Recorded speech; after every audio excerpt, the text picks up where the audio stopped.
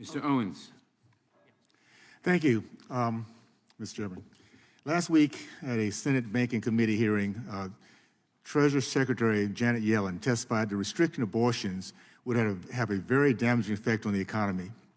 As she took the position of representing teenagers, low-income women, and minorities, Secretary Yellen argued that ending the life of an unborn child is a good thing for the labor force participation rate.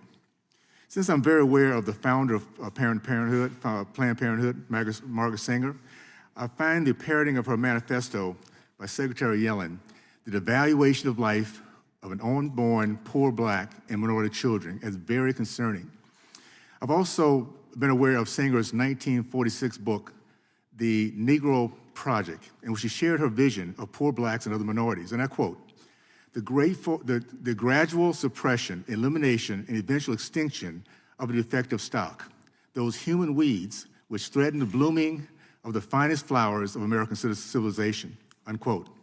She was a favorite, by the way, of the white supremacist KKK speaking circuit, where she set up her first abortion shops, testifies to her mission. It was in Black Harlem in 1921. These are the words of a rabid racist founder of Planned Parenthood. There's a multi-billion-dollar global abortion cartel and has been responsible for the deaths, and that's going to be our legacy, the deaths of tens of millions of Black babies and other children.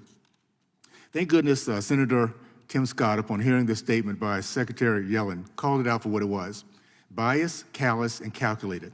I agree with my friend Senator Scott, who learned from his single mother that there's dignity in all work and dignity in all life. An op-ed published in yesterday's Washington Post, Senator Scott wrote, and I quote, "We live in a world where words are too often disconnected from the lived experience of many Americans."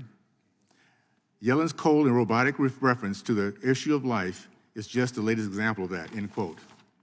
Secretary Yellen's comments is also deeply offensive to me. For years, the Black community has been disproportionately targeted by the abortionist industry. I've watched it happen. We've lost over 20 million Black babies over the last 40 years. That's 40% of my race exterminated before given a chance to bless our nation with their innate talents. Based on her conclusion, their demise is a good thing for our labor force participation rate. Secretary Yellen has obviously concluded that these 20 million Black lives would have been an economic drain on our society. A 2017 report by the Life Issues Institute found out that 88% of Planned Parenthood mega centers target women of color, with 80% specifically targeting Black communities and 56% targeting Hispanic and Latino communities.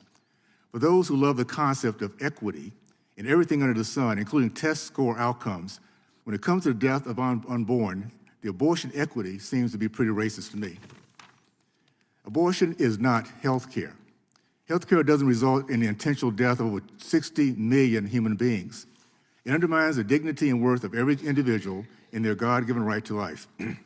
If a woman feels that abortion is her only and best option, I believe that woman has been failed by her family, her partner, her community, and her healthcare providers.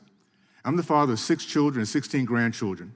My pride comes from the joy of watching them grow and start families of their own, even if their circumstances are imperfect, or as Ms. Yellen would have us believe, an economic burden. I have 2 of my beautiful, loving, talented children born after my NFL career, after I lost everything due to a failed business, and after a brief job stint as a chimney sweep and a security guard. Thank goodness I was raised by a generation of proud Black Americans who taught me that America, our financial status does not define us and can be temporary.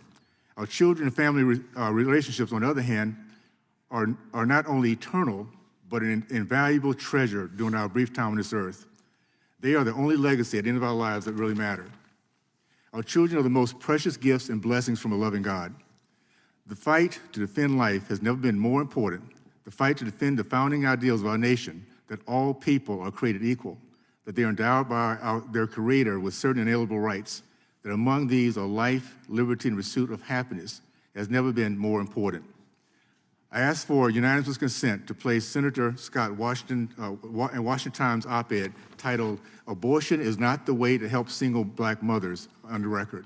In the last few seconds I have, Ms. Foster, do you have any comments that you would like to add to the record?